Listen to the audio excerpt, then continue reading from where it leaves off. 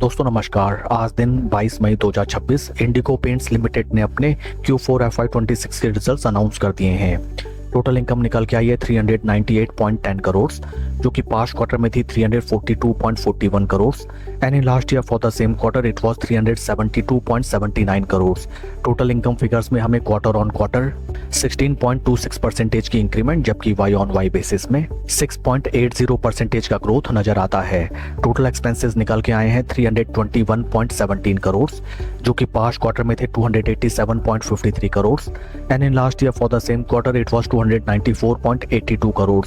Total expenses figures में हमें quarter on quarter 11.70% की इंक्रीमेंट, जबकि वाई ऑन वाई बेसिस में 8.93% की इंक्रीमेंट नजर आती है।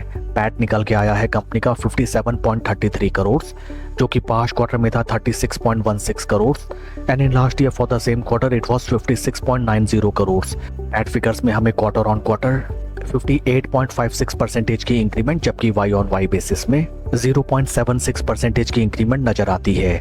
ईपीएस निकल के आया है 12 रुपए 3 पैसा फॉर द क्वार्टर, जो कि पास्ट क्वार्टर में था 7 रुपये 59 पैसा and in last year for the same quarter it was 11 रुपये 94 पैसे।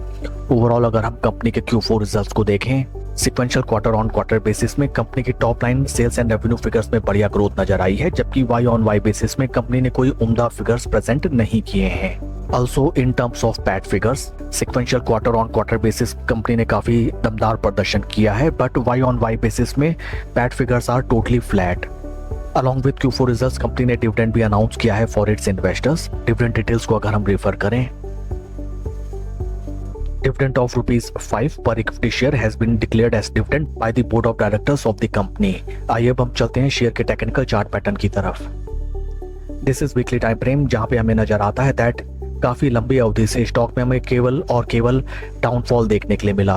From each and every higher price points stock में केवल और केवल हमें बिकवाली ही नजर आई। स्टॉक एक बार भी अपने 20, 50 या फिर 200 वीक मूविंग एवरेजेस के ऊपर slow study and confidently trade नहीं कर सका।